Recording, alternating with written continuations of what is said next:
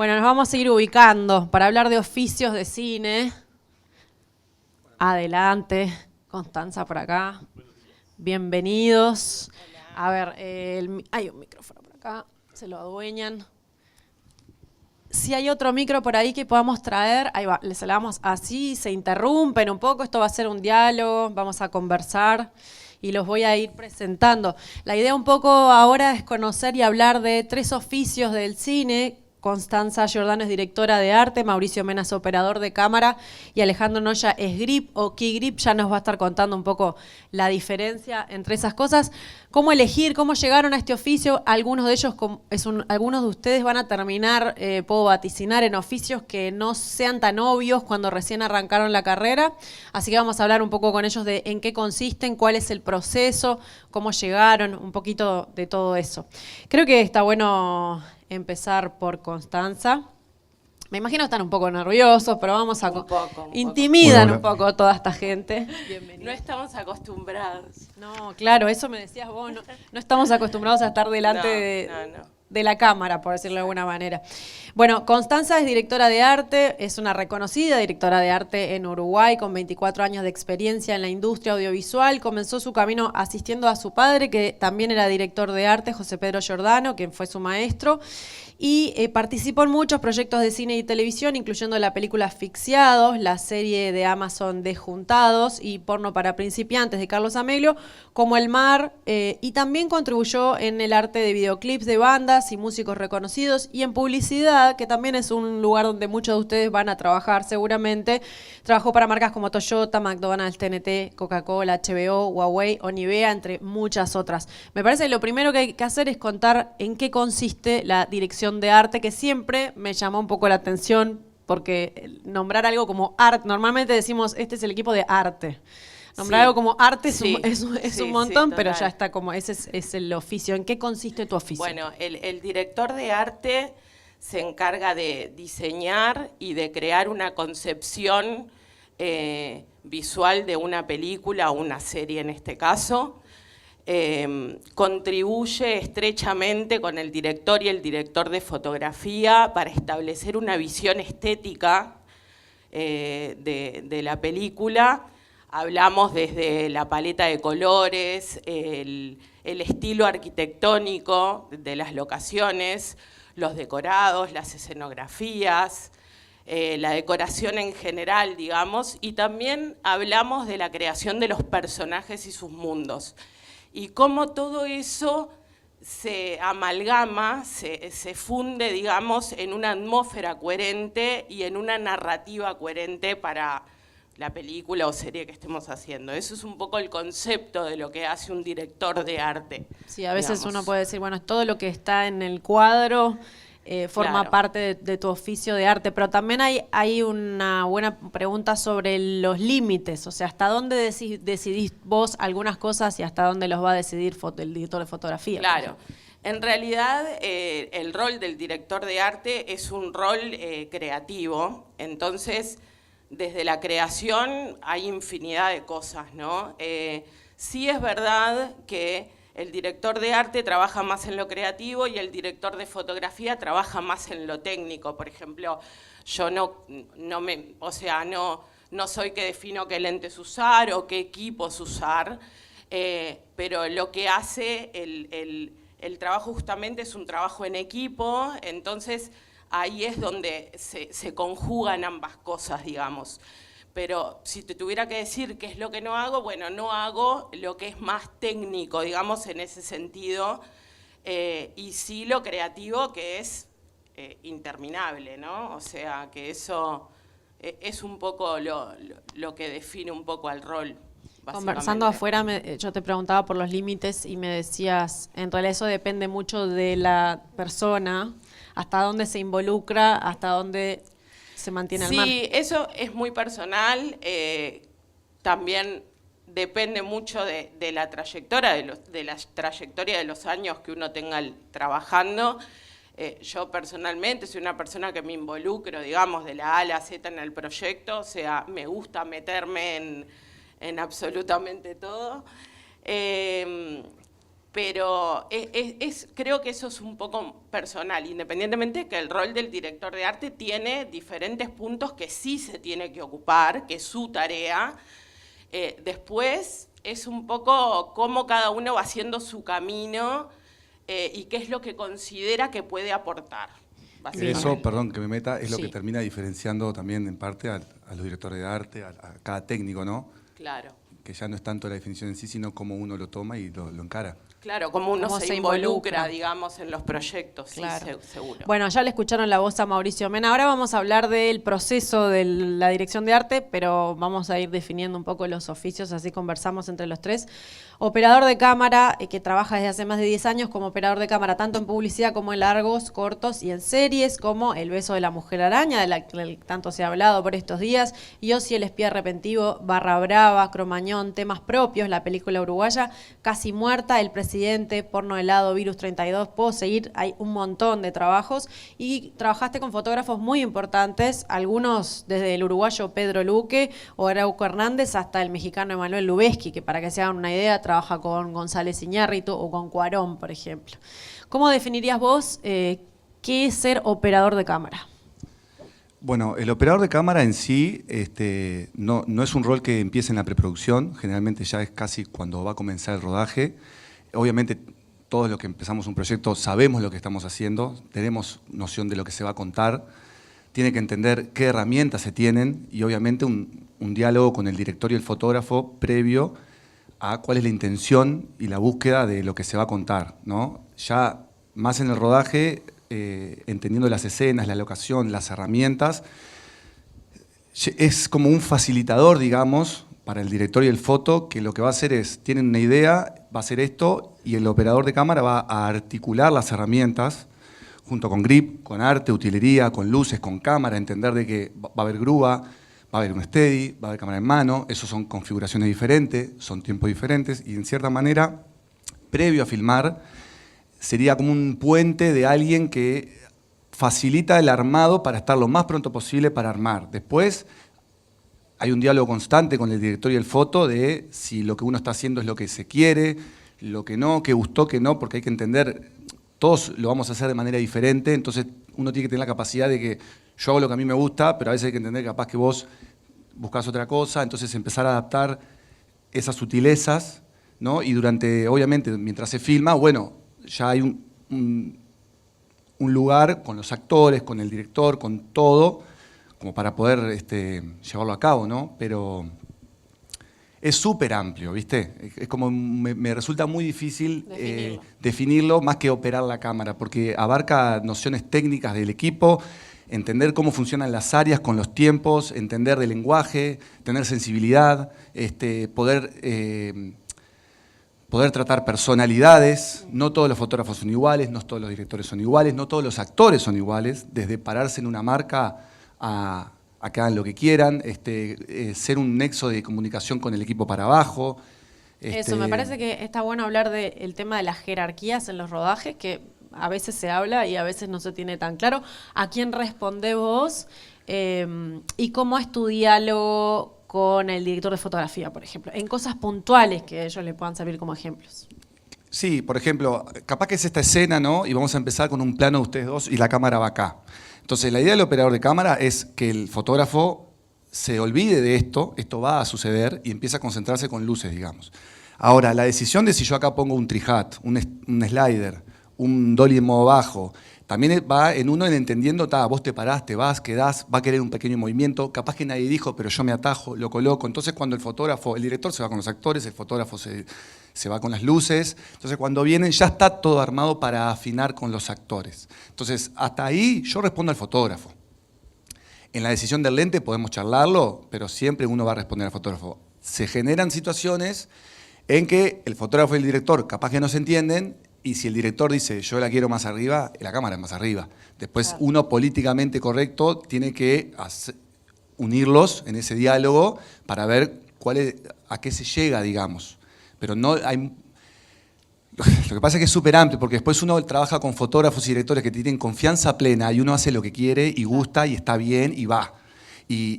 Pero entonces cada proyecto es diferente, cada fotógrafo es diferente y es siempre lo mismo diferente. siempre lo mismo, diferente. Algunos Entonces, tienen la suerte de laburar siempre en un mismo equipo o con una misma productora y ya se entienden un poco de memoria. el equipo humano técnico, seguro. Sí, creo que igual el técnico está bueno que tenga la versatilidad justamente de adaptarse a todas esas Todo el modalidades. Creo que ahí está la clave en nuestro trabajo. A mí me pasa también, en mi rol, trabajo con directores totalmente diferentes, me tengo que ir adaptando. Hay directores que le gusta un estilo más real, hay directores que le gusta un estilo más escenográfico, y bueno, uno tiene que ir amoldándose un poco al proyecto y a la gente ¿no? Y me parece que ahí está nuestra... Claro, exacto, sí, eso. Y que, perdón, ¿no? Que algo que iba a ser en dolly termina siendo en mano y que los puffs que eran amarillos, no quiero puff, quiero sillas, entonces hay que ir, golpearle la puerta al vecino, no sé, digo, es la capacidad de adaptarse constantemente y solucionarlo. El cambio es la única constante en nuestro trabajo. Hasta que no ponemos la cámara, un lente, miramos un encuadre y entendemos una situación, todo puede cambiar. O sea, la luz que nos imaginamos puede no ser la mejor y la tenemos que cambiar, el movimiento de cámara puede no ser el mejor y hay que cambiarlo, y el cambio es permanente. El que se enoja porque cambia no puede trabajar en este trabajo, lamentablemente. Sí, y además la creatividad para resolver con pocos recursos nos define además como uruguayos, así que siempre los técnicos uruguayos tienen ese plus que les suele gustar mucho a los servicios de producción, por ejemplo. Yo creo que en realidad vos sabés que hemos alcanzado un nivel, por suerte, de equipamiento y de conocimiento técnico y de formación técnica que que podemos trabajar en cualquier lado. Y cuando las personas que vienen a trabajar a Uruguay, sienten que están trabajando en su sistema, que son comprendidos y que los resultados que podemos darles como equipo alcanzan los estándares que ellos tienen en cualquier otro lado. Y nos pasa muy frecuentemente. Y yo siento que también lo que pasa acá en Uruguay es que al ser una industria chica, Costi hace más de 20 años que trabaja, pero yo con Costi de 100 trabajos, capaz que trabajé 80. Y en otros lugares, en 100 trabajos, nos cruzamos 2 veces. Entonces hay una cosa que es el set, que hay personalidades, que hay ego, que hay trabajo en equipo, que hay líneas donde el trabajo de ella llega hasta acá, pero hay una confianza donde yo puedo meter con respeto y hablando, puedo meter mano, que en otros países no sucede eso, porque no nos conocemos, entonces no te metas en mi lugar, que es súper válido. Entonces lo que termina pasando acá es que nos conocemos, somos una segunda familia. Cuando vienen de afuera, no hay circo. Nosotros queremos hacer el plano, solucionarlo, seguir, y hay una calidez en el equipo, porque es eso, ya nos conocemos. Yo puedo ayudar a Costi a mover el sillón si el utilero está en otra cosa y no pasa nada. Te vas a otro lugar y es no, esperá. Entonces me parece que ese es un plus que tiene Uruguay, me parece que el equipo humano se conocen todos. Es muy raro que uno no conozca a otro técnico. Entonces me parece que ahí ya lo que es la definición de rol en sí, el ego, el yo soy porque yo soy, no existe. Vamos todos en un malón yendo para el mismo lado. Y si los de arriba se suman a ese malón, no hay forma de perderlo, ¿viste? Perfecto. Bueno, le escuchaban la voz recién a Alejandro Noya, que es Grip o Key Grip. Creo que los que recién arrancan capaz es el nombre que les resulta más extraño o más novedoso. Trabaja en la industria audiovisual desde 1999. Como Key Grip, los últimos 19 años principalmente dedicados a películas, series y publicidades, tanto para Uruguay como para el exterior. Trabajó con importantes directores de fotografía en películas como Ceguera, The Informers o series como Maradona, Sueño Bendito, Barra Brava o Cena, por ejemplo, más recientemente. Y lo ven en silla de ruedas no porque se haya roto jugando al fútbol 5, sino que te rompiste justamente trabajando de esta profesión. Los accidentes pasan también. Sí. Y no sé si es una buena publicidad o una mala publicidad. El trabajo de publicidad. Grip no es inclusivo, en silla de ruedas no podemos trabajar, voy a volver en un par de meses y todo está bien. Bien, bueno, ¿cómo definís lo que es el grip y además la diferencia entre grip y key grip? En realidad, yo creo que el concepto más extendido es el de key grip porque responde al sistema americano. El sistema americano hace que el equipo de grip es uno de los 3 brazos operativos del fotógrafo. El fotógrafo trabaja con el equipo de cámara, con el equipo de gaffer y eléctricos y con el equipo de grip. En Estados Unidos, el equipo de grip se hace a cargo de elementos de cámara, desde el trípode, dolly, grúa, montaje en cámara como cámara car, una grúa que sale de un edificio. Hay que poner una cámara fija en altura. Donde va la cámara, el equipo de grip se hace responsable de que de esa posición, ese movimiento sea estable, seguro y posible. También trabajamos con el equipo de iluminación, toda la parte de tamices, como lo vieron, los cromas, estructuras, las cerchas, todo ese tipo de cosas lo hace el equipo de grip. Y el equipo de grip tiene una última, un terreno que hoy va cambiando, pero que somos parte del equipo de seguridad del set. O sea, nos preocupamos de lo que pasa en los elementos como iluminación o cámara, pero también nos ocupamos si hay un gazebo mal puesto o tenemos un corte de tránsito. Si hay que colgar a alguien. Exactamente. También. Hay un corte de tránsito que es inseguro. El Key Grip y su equipo tienen obligación de buscar elementos para que nuestro trabajo se haga en forma segura. En Europa, sobre todo con el sistema inglés, los grips no se encargan de la parte de iluminación y solo se encargan de la parte de cámara. O sea, los grips en Europa, en Inglaterra, en España, trabajan solo con el equipo de cámara, los dolly y los movimientos, pero la parte de iluminación la hacen los eléctricos y ahí va la dualidad de los sistemas. Pongamos un ejemplo de alguna realización reciente que hayas tenido y de qué te encargaste, de qué se encargó el equipo de grip. Nosotros yo acabo de hacer una película en Paraguay, por ejemplo, que con un fondo minoritario, como decía hoy Micaela, fuimos a trabajar a Paraguay, el equipo de grip fue a hacer una película de un director paraguayo, y nos encargamos de todos estos elementos, o sea, trípodes de cámara, dollies, grúas, cámara car, toda la parte de tamices y montaje de luces en altura pero es parte de lo que hablaba Mauri. Nosotros tenemos un montón de tareas que se hablan de la responsabilidad de lo que nosotros deberíamos hacer, pero en realidad, atrás de la cámara, tanto el gaffer como el equipo de cámara como nosotros, trabajamos en forma horizontal. O sea, cuando vos estás haciendo un dolly, estás mirando el set, estás mirando si una luz está mal, estás mirando si hay un elemento de arte que no corresponde o que estaría mejor que estuviera en otra posición. Estamos ayudando a hacer un movimiento de cámara para contar un momento, una narrativa que en ese momento la escena necesita, y trabajamos permanentemente hombro con hombro. No, y por ejemplo, es eso. Si capaz que arrancamos, como decíamos hoy, el plano de ustedes dos y llegamos a esta locación y este es el set, todo el tiempo se están moviendo cosas y eso. Entonces el planteo es un dolly acá. Entonces, bueno, arte tiene que quitar esto, hay que correr la alfombra, ellos van a venir, van a poner las vías, van a nivelar, cuál es la altura de cámara, el modo alto va hasta una altura, entonces ya hay que avisarle que tengan el modo bajo, la otra cámara va a estar ahí enfrente, que va a ser un plano cerrado de cáustico, una referencia tuya o no referencia, qué tan cerrado es y qué tan abierto es, corta con sonido porque ya es un problema, entonces tiene que ser un plano más abierto, entonces ya eso ya en paralelo a esto van a poner ahí capaz que 2-3 medidas un slider, entonces ahí vienen los grip, van seteando todo, esto se está yendo, ¿no? Y es un trabajo constante y de repente el director dijo, no quiero esto, quiero al revés, entonces hay que volver todo el arte para ahí, hay que sacar, es como un hormiguero a veces, ¿no? Uno patea el hormiguero y nadie se choca, pero esto es una locura, y en cierta manera es eso, entonces terminó acá, hacemos el contraplano, bueno, sale el dolly, salen las vías, vienen los muebles, se saca eso, va el dolly para allá, ¿no? Es toda una constante. Una coreografía a la que se vuelve muy usual para ustedes. Salado. Voy a volver a cómo llegaste a algunas cosas, pero quiero volver a Constanza y al proceso. Viene Pedro Almodóvar. Que ojalá venga Pedro Almodóvar. Bueno, como se dice ahora, manifestalo.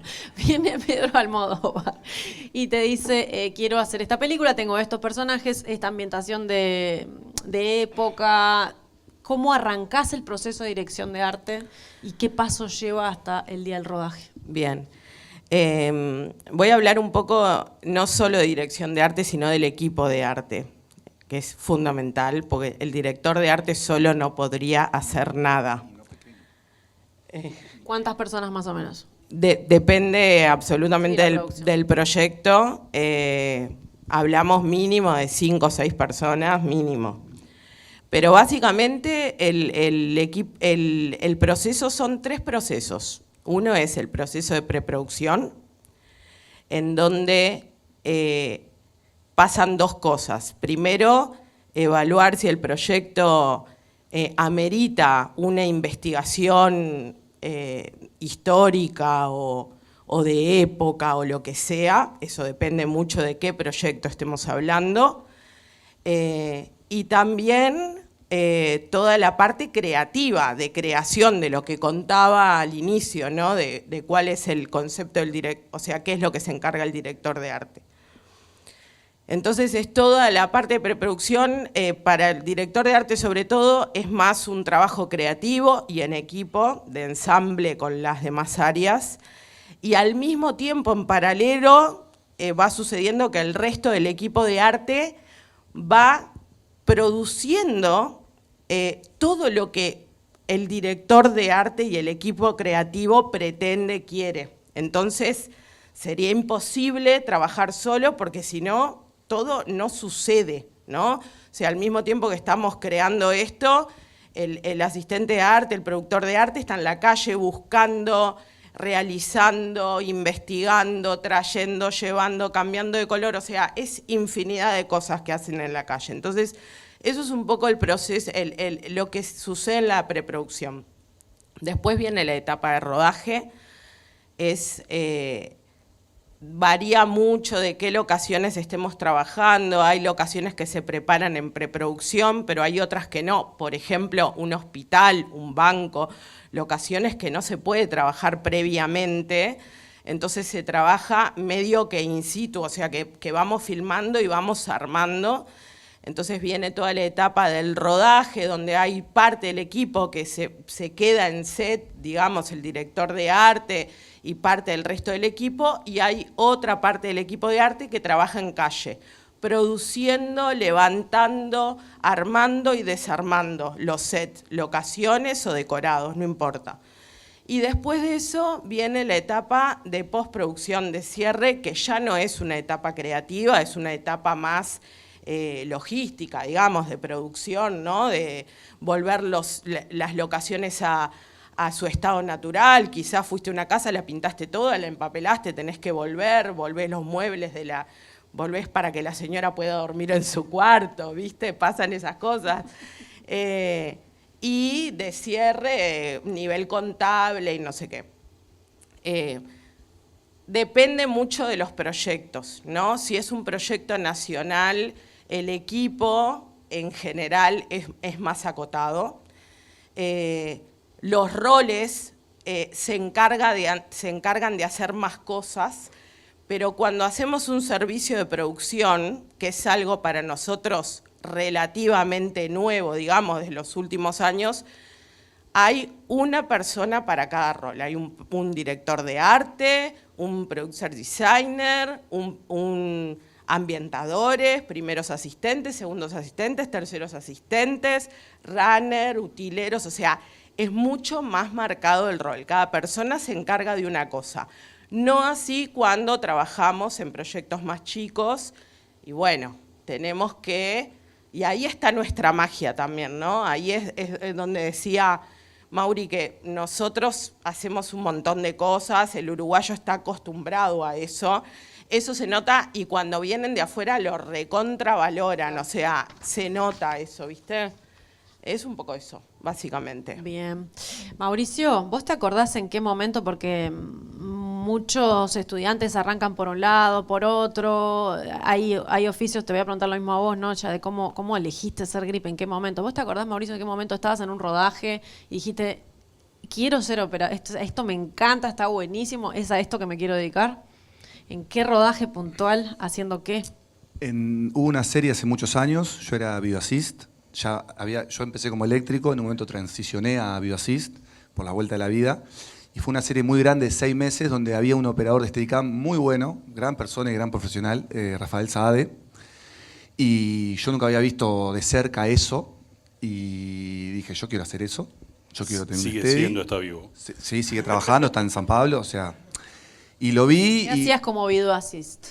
Video Assist es el encargado de una manera de poder darle imagen a todas las personas que necesitan ver un monitor, una planilla de lo que se está filmando para ya sea continuidad, ya sea ver una toma buena, es como una biblioteca por un lado y por otro lado es alguien que estamos filmando acá, entonces se precisa un monitor para el foquista, pero el director va a estar allá, entonces tiene que tener un monitor y el crew va a estar allá, porque muchas veces no está todo el crew con el director, pues es un quilombo. Entonces de alguna manera es el que se encarga de que haya imagen en todos lados, el que se encarga de grabar las tomas, de dar playback si se precisa, ya sea para un actor, un director ver que está bien, ya sea para recordar si continuidad no tiene claro de si tomó con la mano derecha o la izquierda, ya sea de ayer filmamos el exterior y hoy vamos a filmar el interior, que no necesariamente es... en orden cronológico. Gracias. Entonces hay que recordar ciertas cosas, por más que cada área mantiene su continuidad, porque si bien hay un continuista, vestuario tiene que tener su continuidad, ¿no? Cada uno también se tiene que hacer cargo. Entonces el video assist, a grosso modo... Y vos estabas haciendo eso. Yo era video assist. ¿Qué viste de bueno en el operador de cámara? Y operar la cámara y usar ese aparato.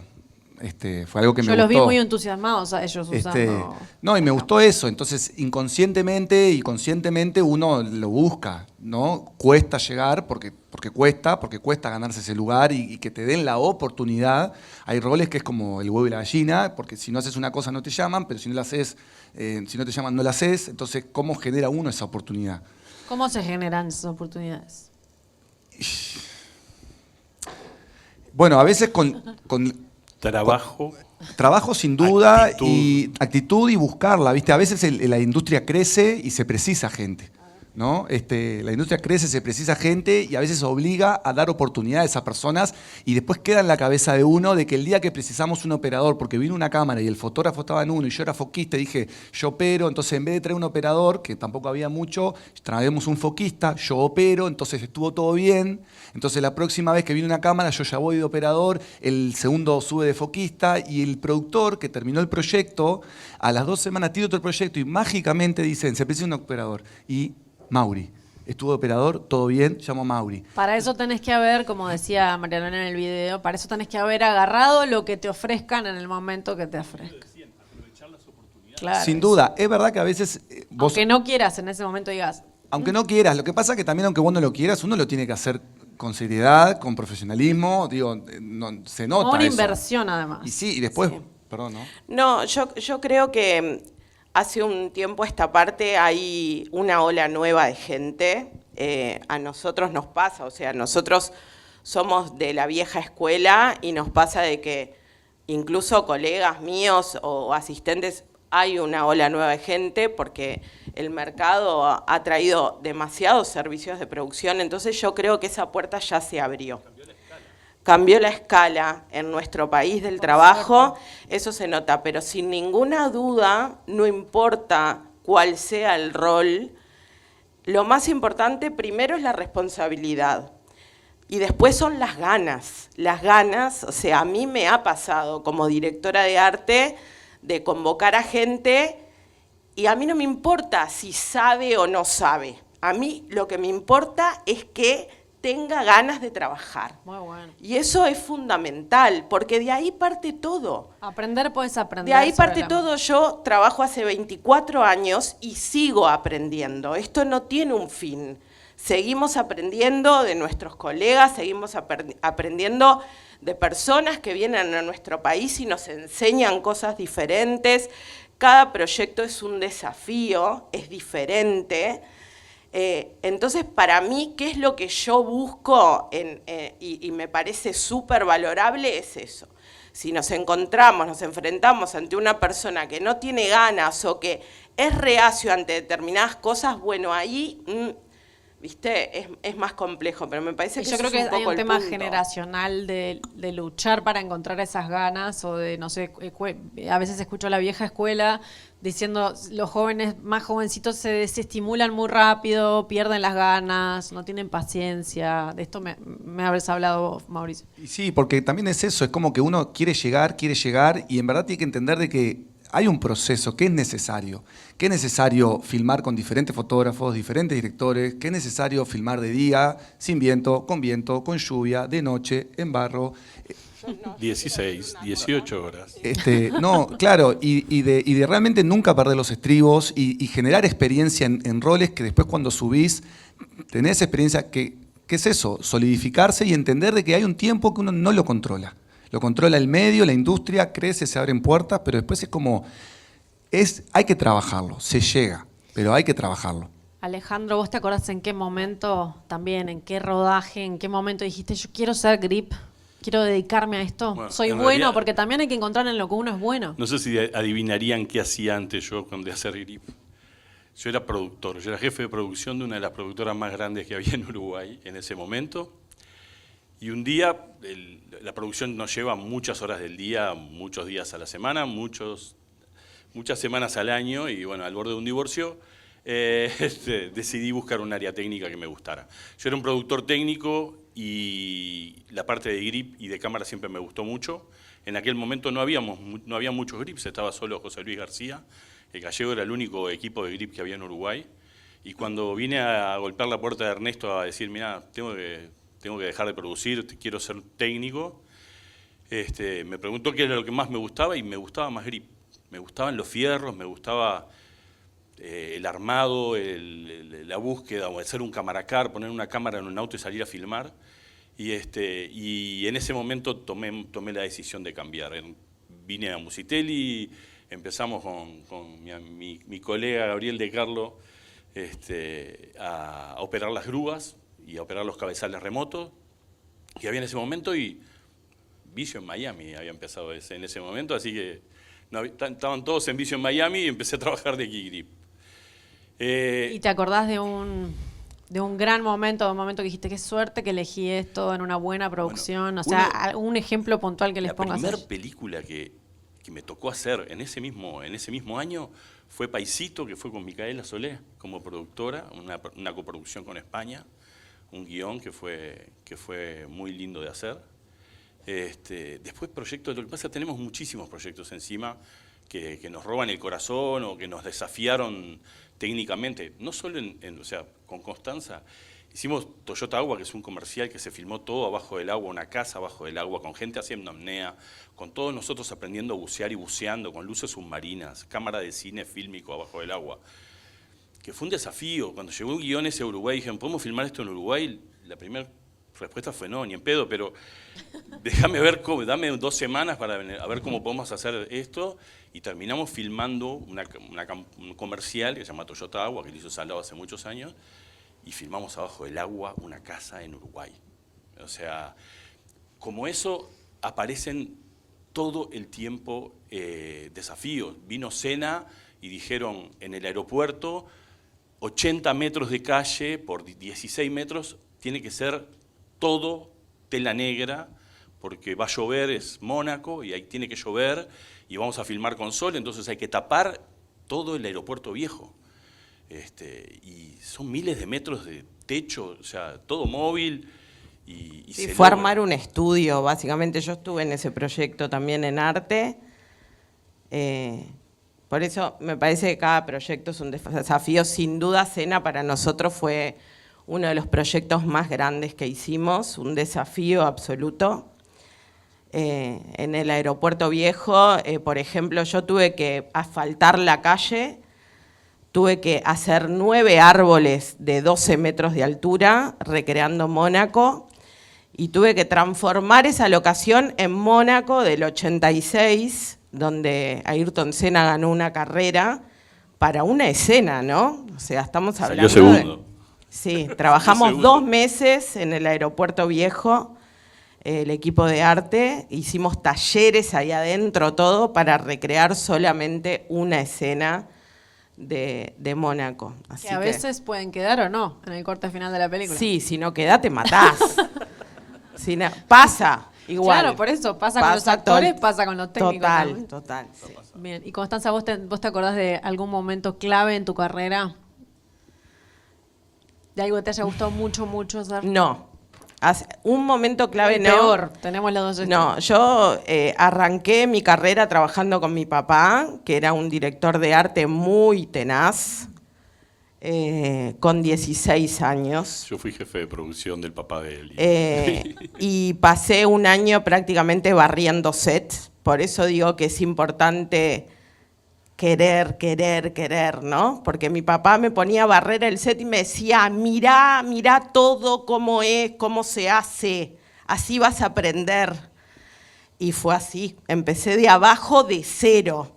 Era la más de abajo de todo. Y ahora, después continué trabajando con él y continué trabajando con otros directores de arte. Y ahora ya hace casi 25 años que trabajo y estoy re orgullosa de haber empezado de abajo. Para mí, insisto, ¿no? Con el tema, para mí es fundamental para ser un trabajador con raíces. Bien, ¿no? es parecido a lo que decía Mauricio. Mauricio, ya sabemos cómo arrancaste, qué estabas haciendo cuando quisiste hacer. ¿Recordás un gran momento de tu carrera? Un gran momento para mí fue cuando pudimos viajar al exterior con Pedro, Pedro fue, Luque. sí, y con Fede Álvarez, que fue como experimentar un proyecto que acá nunca había sucedido y ver otro tipo de producción y trabajar y ver que uno está a la altura, tiene que entender, es eso, tener la capacidad de pararte en un set y entender cómo funciona ese mecanismo y que termine un proyecto de 2 meses y que funcionaste, encastraste, terminó y todos contentos. Está bueno eso porque además son oficios que son universalizables, no todos Sí, lo son, no. y esto es algo que se repite Entonces, de una misma manera. poder salir, jugar otro tipo de fútbol y saber que es muy rico en ese sentido, exacto. Y después me parece que también cuando empecé a operar, que termine un proyecto que guste lo que uno hace, más allá como persona, como profesional, que también después lo que pasa es eso, es mucho del boca a boca, que un fotógrafo viene y me llama porque trabajé con otro fotógrafo que trabajó conmigo y te recomienda, entonces me parece que eso para mí es muy gratificante. Ya hacer lo que me gusta, muchísimo. ¿En qué trabajaste con Emanuel Lubezki? No, en un comercial de Coca-Cola. El Chivo Lubezki. Sí. Bueno, pero 8 días Coca-Cola. es una chapa. Y estuvo bien, digo, sí, fue una cosa gigante, él, nada, todo bien, tampoco es que ahí haces un lazo y digo, No, claro. yo era segundo de cámara, digo, no digo, pero se aprende de esas cosas. de todo se aprende, como dice Costi, no, todos los rodajes vas a aprender. ¿Y qué es lo más difícil que te han pedido de hacer? No, ya decía, filmamos abajo del agua. ¿Qué es lo más difícil, lo más desafiante que hiciste vos? Lo que pasa es que a veces me parece que no, es un tema como de, hay ciertos planos que es en la hora mágica y es un plano secuencia y no puede fallar y nada puede fallar y es como la presión de poder estar a la altura, ¿viste? Y de que es eso, de no ser un problema, de ser una solución. Y si quiere que el plano arranque en un segundo piso, bajar 2 pisos por escalera, salir por la puerta, doblar, no sé qué, y hay una toma o 2, porque después se acomoda, pero digo, me parece que lo desafiante es que a veces uno se enfrenta a situaciones donde hay una presión porque lo querés hacer bien. Pueden haber, siempre pasan cosas. Pero me parece que ya es más con uno personal de ser capaz de resolver físicamente, mentalmente o lo que sea, el tipo de plano que a veces son exigentes, ¿viste? Me ha pasado de tener que caminar 8 minutos en la playa, ¿viste? Y son 8 minutos en la playa con 28 kilos, ¿viste? Y el sol está en el horizonte y yo qué sé, ¿viste? No la podés cagar, ¿viste? Perdón, pero sí. Pero también yo creo que nosotros sentimos la misma responsabilidad y presión adentro de una celda, como estuvimos con Mauri haciendo el beso a la mujer araña, y tenés que hacer un dolly de 2 metros y tenés que llegar a la cara de un tipo que está llorando, y nosotros sentimos la misma presión y la misma preocupación de lograr ese dolly de 2 metros, porque en realidad tiene la misma carga de... Y porque a uno le importa. Porque nos gusta esto, te termina apasionando, y no te pasa todo el tiempo que te emocionás adentro de un set, pero esas cosas, esos momentos mágicos llegan a pasar y te calan hondo cuando logras eso, ¿no? Maradona, yo me acuerdo de una escena de Maradona, de Sueño Bendito, donde estábamos dentro de un baño en el estadio de Maldonado y Palomino se levanta es un dolly de 1 metro también, y el tipo se levanta y se mira al espejo y pusieron un audio del estadio gritando a Maradona y se te paraban los pelos de punta.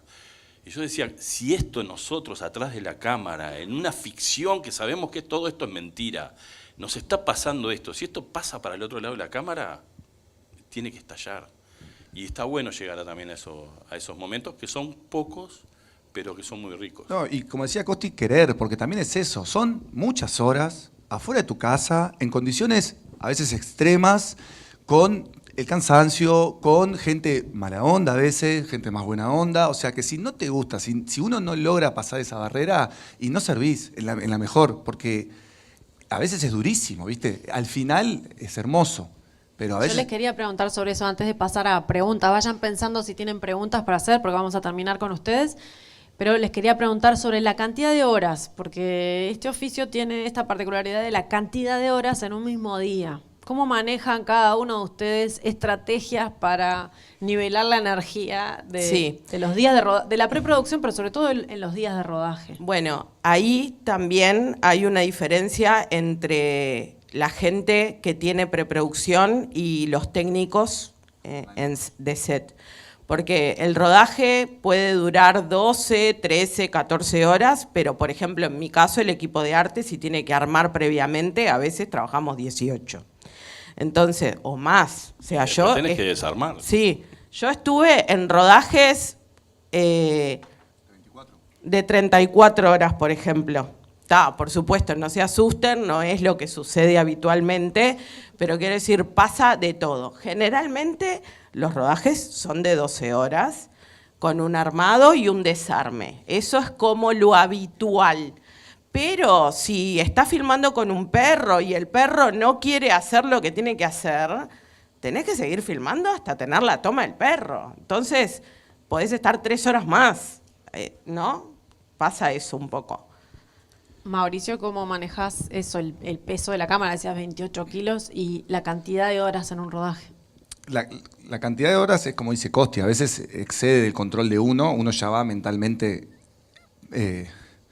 sabiendo de que mínimo son 12 horas. Después lo que pasa también es que hay situaciones donde, por ejemplo, si estamos con un estabilizador que se va a mover, hay una cosa que la gente, que el foto o el director siempre quiere estar viendo algo, entonces uno no tiene mucho tiempo de poder descansarlo, ¿no? Me parece que lo que termina pasando es que si vos podés, siempre que uno pueda descansar la cámara, la tiene que descansar, así sea con un grip al lado y decirle tomá, y siempre va a haber alguien por la cucaracha diciendo quiero ver el plano, bueno, está.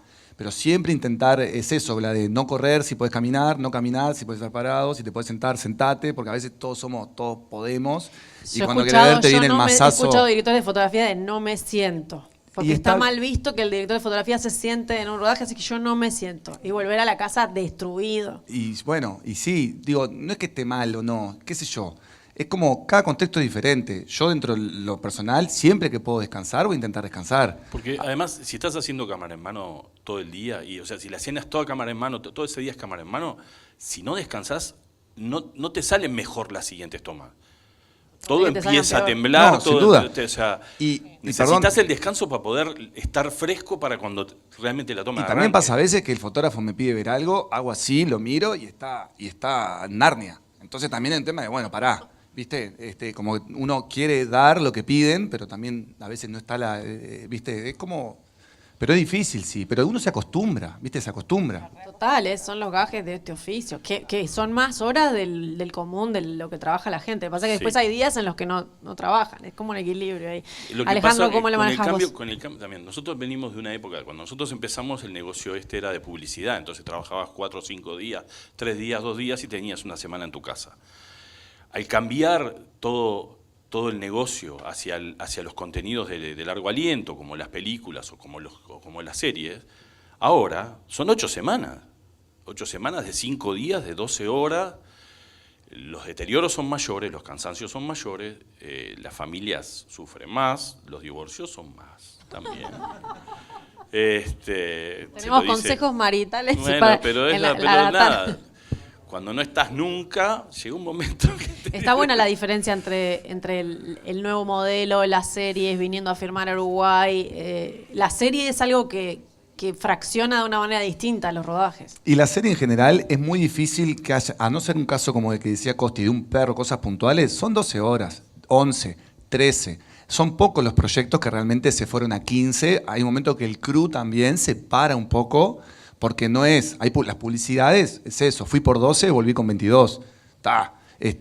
pero la serie también está más controlada, se respeta mucho Claro, más. también porque se sabe que la energía hay que hacerla posible. durar muchos días más. Sí, pero además porque nosotros hemos llegado a un acuerdo de que no está bueno eso, y hemos presionado y hemos trabajado para demostrar de que la forma de que trabajemos bien, seguros, en forma más efectiva y todo, es no excedernos cuando hacemos series ni películas, tratar de trabajar dentro de las 12.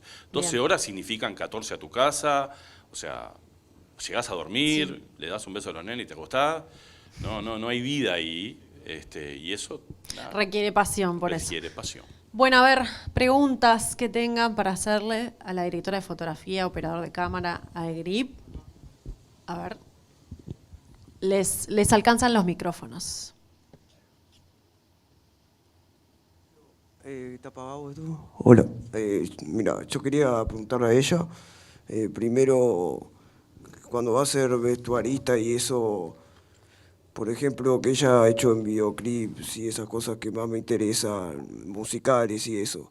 A veces decidís vos, también ves que todos los colores tengan que ver con lo que se va a mostrar después, y también en esos casos y muchas veces también o el artista o la persona que va a trabajar decide muchas cosas también, o a vos se te ocurre vestirlo de una manera y la otra persona dice, yo así no me vestiría, o cosas de esas también. Sí, por ese lado. Hola, ahí. Con respecto a la primera pregunta de los colores, sí, sin duda. Es como en la etapa creativa es como de las primeras cosas que uno trabaja, la paleta de colores. Trabaja, como decía hoy, con el director de fotografía. ¿Por qué? Porque la paleta de colores, independientemente de un estilo o un look que se le quiera dar, por ejemplo, en este caso un videoclip, va a depender de qué cámara vamos a usar, de qué tipo de iluminación vamos a usar para que esos colores funcionen. Entonces, es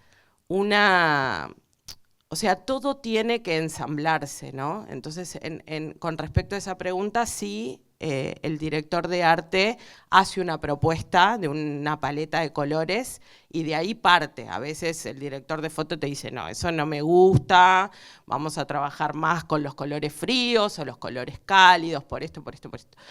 Con respecto a tu segunda pregunta, generalmente no pasa de que los actores o alguien que vaya a estar delante de cámara, digamos, ponga un palo en la rueda. Generalmente no, salvo que sea una mega estrella que ya viene con un lineamiento, ya nos bajan de línea. Pero si no, no pasa y la gente se cuelga, estás creando personajes, ¿no? Vidas, cosas. Entonces, en ese proceso creativo me parece que estamos todos embarcados en lo mismo y generalmente no hay ese problema. A ver, más preguntas. Allá veo una mano que todavía no preguntó.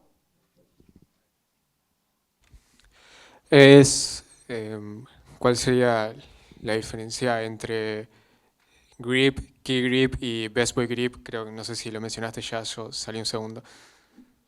Key Grip es el jefe del equipo. Los Best Boy, tanto el Best Boy tanto en el equipo de Grip como en el gaffer tiene también el Best Boy. Es tu mano derecha, es un técnico con mucha experiencia que puede, por ejemplo, hacer un armado en una siguiente locación o un desarme cuando salís de una locación y tenés que moverte. Y el Grip es el asistente, o sea, es Key Grip, Best Boy, Grip, como gaffer, Best Boy, eléctrico. Más o menos esas son las jerarquías dentro de los equipos. La pregunta es, ustedes por individual, ¿qué recomiendan para estudiar, para ser un director de arte, para ser un fotógrafo, para llegar a manipular las cámaras? A nivel también de películas, también puede ser, la pregunta es directa de lo que ustedes recomiendan para informarse y tener esa educación? Para mí cualquier carrera audiovisual siempre va a ser rica, ¿no? Te va a abrir una puerta, te va a rodear de gente que quiere lo mismo que vos, así sea en otro rol. Obviamente uno tiene que googlear, tiene que estudiar, tiene que ver, tiene que leer manuales o ver artistas, pero me parece que lo lindo de vos ya meterte en un centro de estudio, independientemente cuál sea, es que a vos te va a rodear de gente que quiere hacer. Entonces con ese grupo ustedes tienen que hacer. Y tienen que presentarse a proyectos y a fondos y hacer y hacer y hacer. Y cuando uno empieza a hacer, lo trae. Después, obviamente, tienen que llegar oportunidades. A mí, yo estudié, por ejemplo, yo personalmente estudié en la ECU en su momento, y no es que yo trabajo en este medio por la ECU, pero a la vez sí, porque también me hizo llegar un mail que se precisaba un meritorio para una película, y me metí y anduvo todo bien, ¿me explico? Entonces, ya entrar a estudiar ya es el primer paso, a no ser que hay otra rama que es el primo, el hijo, el sobrino que quiere aprender y lo traigo de grip, de asistente, por decir una cosa, y bueno, y empieza desde otro lado, que no es ni mejor ni peor, es diferente. Pero me parece que ya estudiando ya es algo que está bien encaminado, ¿no? Después es eso, y si tenés un grupo que uno quiere dirigir, uno quiere hacer arte, uno quiere hacer sonido, filmen, y eso seguro trae cosas. Es difícil a veces entiendo cuál es la dificultad de estar estudiando y cómo te contactás con la industria y cómo lográs entrar, cómo das el paso. Arrimate el primero que conozca. O sea, todos nosotros llegamos, en mi caso, por ejemplo, yo llegué totalmente de casualidad. Yo vendía mayonesa en una multinacional, o sea, y todos mis amigos se dedicaban a esto, ¿no? O sea, mis amigos estudiaban en la Católica y un día me dijeron, venite de asistente de producción. Y digo, yo vendo mayonesa, ¿cómo voy a ser asistente? No, pero vos sos ordenado, Y bueno, nada, lamentablemente, o sea, hay que arrimarse a los que ya están ingresando en la industria, que por suerte son muchos.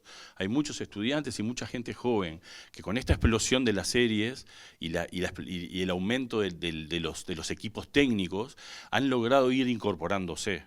Y hagan su primera experiencia en donde les toque, sea peón de arte, segundo de producción, runner de locaciones, entren, acérquense, pregunten, si conocen a alguien de una productora, ofrézcanse para trabajar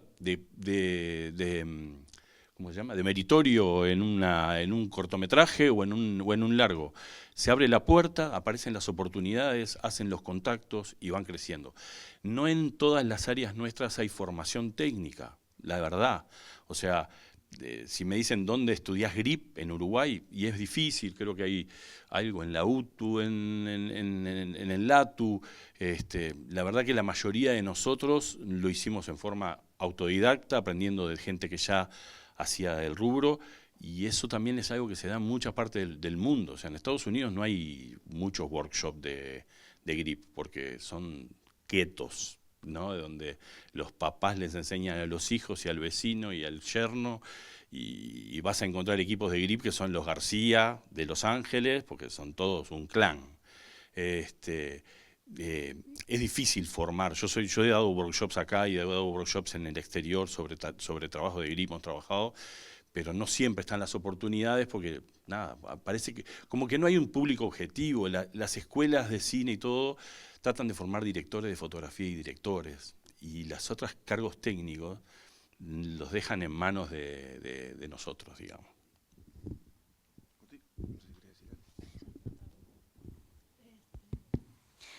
Hola. Quería preguntarles dos cosas. Una, ¿qué opinan de la inteligencia artificial aplicada al cine? Y si eso les está cambiando algo respecto a su trabajo, su forma de trabajar, si les está ayudando como herramienta o si no les gusta.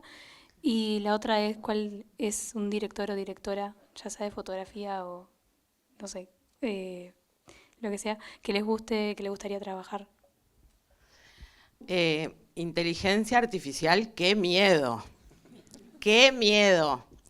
Volvemos a hablar en 5 años y vemos. No, yo creo de que sin dudas en nuestros trabajos vamos a sufrir una baja de laburo por la inteligencia artificial.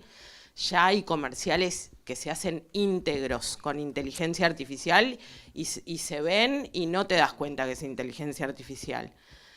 Yo lo que creo es que la parte actoral, la parte del, ¿no? Cuando hacemos una película, cuando tratamos, ¿no? Cuando vamos a la raíz, ahí la inteligencia artificial por ahora me parece que no es un riesgo. Pero sin duda que lo vamos a sentir como en nuestro rubro, como en tantos. Así que sí. ¿Quién? Hemos sufrido, por lo menos yo que soy el más viejito de los tres, nosotros venimos del fílmico, pasamos al digital.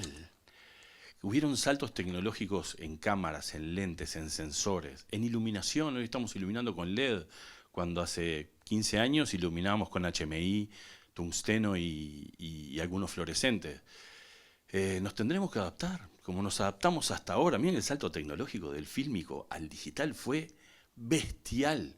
Un montón de gente quedó afuera del sistema. Gran parte de la industria perdió su trabajo, otros tuvieron que rápidamente formarse y crecer y aprender. Es parte de este viaje. Todos los días vamos a aprender, lo dice todo el mundo. No es un verso, no van a parar nunca de aprender. Cositas. Primero, un profesor en la MUTU nos había dicho cómo que para poder estar en este medio tenés que prevaler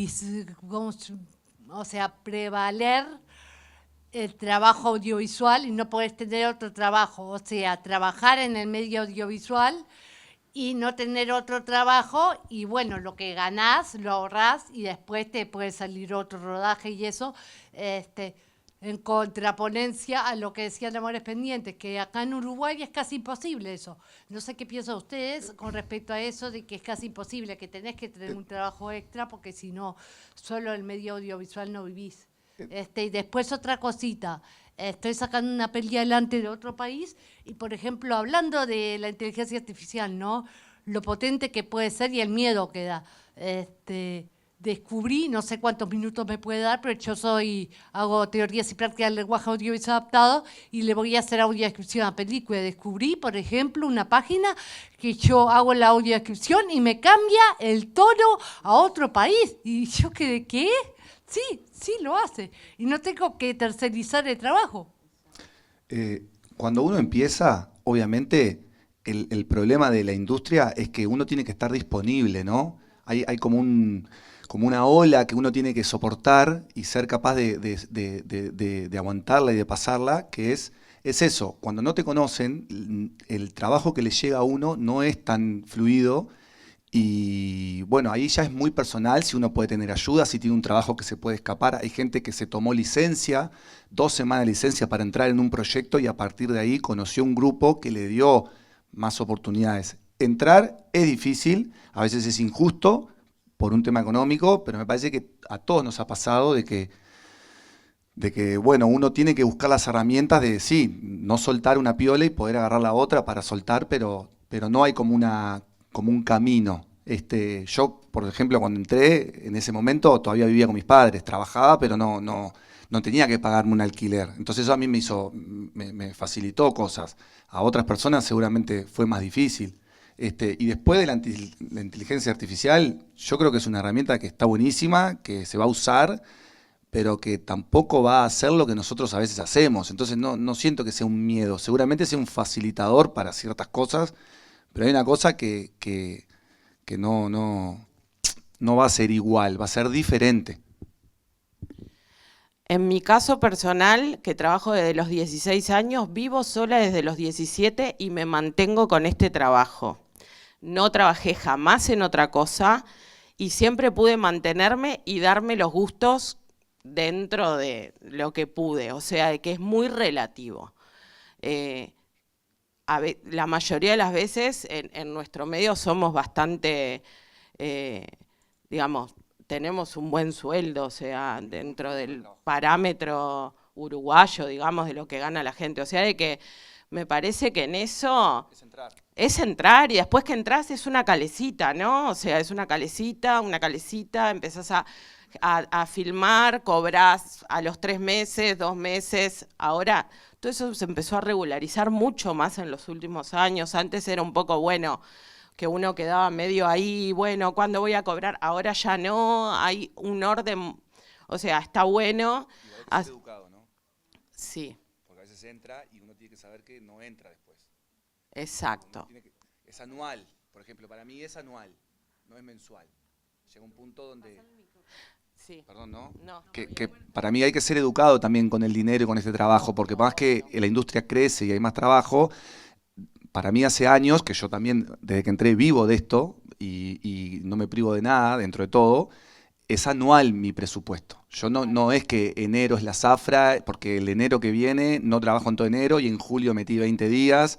Entonces me parece que ahí cuando uno empieza a entrar, tiene que empezar a hacer su alcancía, para que a veces hay que romperla un poquito, ojalá que no, pero ya hay como una cosa una matrix que uno está acostumbrado que tiene que romperla y entrar a que ya tiene que tener un colchón de 3, 6, 8 meses personal, pero no es mes a mes como otra pata de, ¿no? Se va dando natural igual eso. Sí, la realidad también es dispar, ¿no? O sea, no todos los técnicos tienen la misma cantidad de trabajo. Hay técnicos que son más requeridos, que tienen una cantidad de trabajo anual que le permite tener más comodidad. Hay una franja bastante amplia donde aparecen proyectos, estás 2 meses sin trabajar, aparece otro proyecto, tenés 3 días de rodaje. Por eso lo que hablan de la educación. O sea, nosotros adoramos lo que hacemos y nos apasiona, pero también hubieron momentos duros en los cuales no tenías trabajo y tenés una familia que darle de comer. Y digo, yo trabajo el 95% en esto, pero también he hecho pizzas, también he pintado casas, porque cuando desaparece el trabajo y tenés que salir a llevar el dinero para tu casa, esta es una industria que tiene altibajos, que tiene momentos altos y momentos bajos, tiene momentos donde llueve el laburo y dos momentos donde estamos todos en casa, y no tiene continuidad. O sea, es realmente muy aleatorio, porque no hay ya no hay meses, no se trata de... Ahora con las series eso ya hay una continuidad. Claro, pero las series le dan trabajo a 80, 150 personas, no a 600, que somos todos. ¿Ah? Hay 150 personas que trabajan en las series, Cimarrón tiene un montón de trabajo alucinante. Hay un montón de otros técnicos que trabajan en publicidad, por ejemplo, que el mercado de la publicidad ha ido bajando, cada vez tienen menos trabajo, ganan más plata, pero tienen menos trabajo. O sea, este cambio en el tipo de productos que llegan a Uruguay para realizarse, también cambió la realidad económica de un montón de técnicos. Por eso les digo, o sea, uno puede llegar a acceder a tener la suerte que tenemos, pero también hay la realidad de un montón de técnicos que les cuesta bastante más sostenerse en forma periódica. Sí, yo tenía una preguntita. Siguiendo con el hilo de lo de la inteligencia artificial, ustedes, me imagino que bueno, que es algo que están pensando, que les preocupa, que lo han debatido. ¿Tienen algún plan de contingencia o incluso, bueno, intentar utilizarla para una forma, digamos, para poder avanzar en lo que ustedes hacen y que no sea un impedimento, sino que más bien sea una herramienta? Para mí también lo que pasa es que, más allá de la inteligencia artificial, filmar implica, mueve toda una masa de gente, desde catering, hotelería, transporte. Es como, hay toda una industria detrás de eso, que es muy difícil que se detenga. Yo no siento que la inteligencia artificial, de ahora en más no va a haber más rodaje, se fondean todo en un galpón y se fue. Me parece que son, en ningún momento siento que asuste o corte todo lo que ya está sucediendo. Hay una bola de nieve que es muy difícil que se detenga. No sé.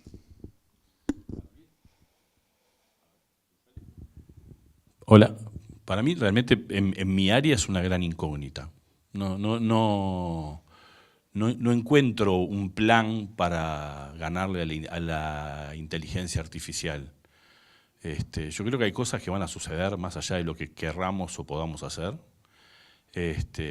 pero me parece que el aporte creativo, la variabilidad que da tener un equipo en un set generando un contenido, es muy complejo lograr realizarlo en una máquina. Pasan cosas que no sé si la máquina le da para pensar, porque a nosotros no nos da para pensar tampoco.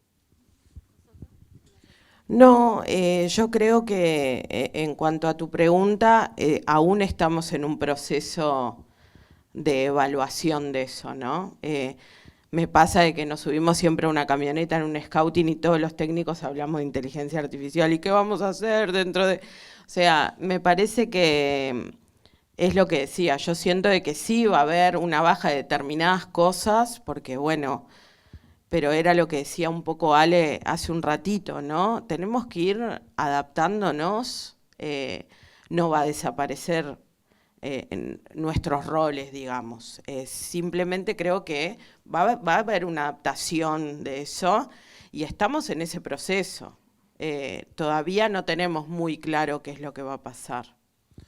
También yo creo que parte de la industria es qué tipo de contenidos queremos, ¿no? O sea, queremos contenidos hechos por máquina y tirar un guión que hizo ChatGPT y que te lo arme un programa en sí, o queremos otra cosa, queremos que nuestros contenidos audiovisuales sean fruto de experiencias humanas y de experiencias sensibles y de conexiones humanas insensibles. Me parece que es una discusión, o sea, hoy vemos la herramienta y todos nos preocupamos, por supuesto, porque es normal, pero me parece que nos debemos en algún momento la discusión de que si es eso lo que realmente queremos como humanidad, ¿no? Sí, está bueno. La discusión da para mucho, para un panel entero solamente de inteligencia artificial y como pasa con todo, habrá que adaptarse cuando llegan porque los cambios van a ser distintos en cada uno de los oficios, incluido en el mío, que soy periodista, y que ya hay una inteligencia haciendo lo mismo que hacemos. Así que nos iremos adaptando y seguiremos conversando. Llegamos al final de este panel de técnicos, Alejandro Noya, Mauricio Mena, Constanza Giordano. Les damos un aplauso. Gracias por su experiencia.